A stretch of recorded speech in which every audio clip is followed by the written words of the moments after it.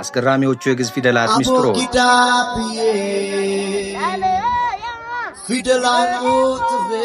ኢትዮጵያ በዓለም የራሳቸው ፊደል ባለቤት ከሆኑ 18 ሀገራት መካከል አንዷ ናት። ለመሆኑ ግዕዝን የተመለከቱትን ብዛም የማይታወቁ 3 አስገራሚ እውነቶች የትኞቹ ናቸው? እንደሚከተለው ተመልክተነዋል። አብራችሁን ቆዩ። አንደኛ፣ የቁጥሮቹ ምንጭ።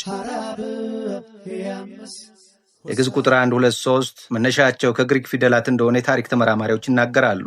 ለምሳሌ 10 የሆሄያት ቅርጽ ከግሪኩ ሎታ ጋር ይመሳሰላል። 2 የአናባቢዎች አወቃቀር። ጥንቱ ዘመን ከአክሱም ሥርወ መንግሥት በፊት ግዕዝ የሚጻፈው ያለ አናባቢ ነበር። ለምሳሌ ቤት ለማለት በት ተብሎ ይጻፍና አናባቢው በቃሉ ትርጉም ይረዳው ነበር። አናባቢዎቹ ሀሁሂ የተጨመሩት በአጼ ይዛና ዘመነ መንግሥት እንደሆነ ይታመናል። 3ኛ የአጻጻፍ አቅጣጫ።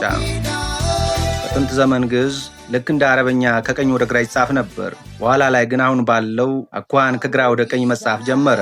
በአንዳንድ ጥንታዊ ድንጋዮች ላይ ደግሞ ኡስትሮፊዶን በሚባለው ዘዴ አንድ መስመር ከግራ ወደ ቀኝ የሚቀጥለው ደግሞ ከግራ ወደ ቀኝ የሚጻፍበት ጊዜም ነበር። 4ኛ ከ3000 ዓመት በላይ ያስቆጠረ ዕድሜ።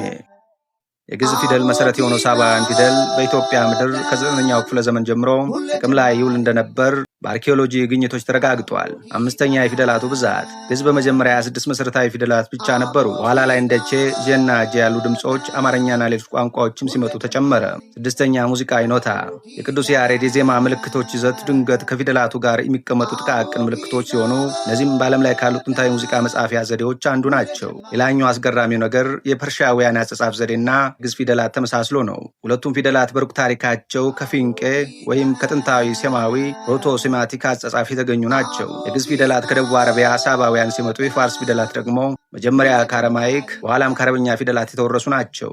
ግዕዝ አቦጊዳ የሚባል ስርዓትን ይከተላል። ይህም ማለት ተነባቢና አናባቢ ለምሳሌ በቡቢ ተጣምረው ነው የሚጻፉት። ፋርስ አብጀድ የሚባል ስርዓትን ይከተላል። አብዛኛውን ጊዜ ተነባቢዎች ብቻ ይጻፋሉ። አናባቢዎች ደግሞ በምልክት ወይም በድምፅ ብቻ ይሞላሉ። ዛሬውን መረጃ በዚህ ያጠናቅናል። በቀጣይ በሌላ መረጃ እንገናኛለን። ለቻናሉ አዲስ ከሆኑ ቻናሉ ላይክ፣ ሼር፣ ሰብስክራይብ ያድርጉ።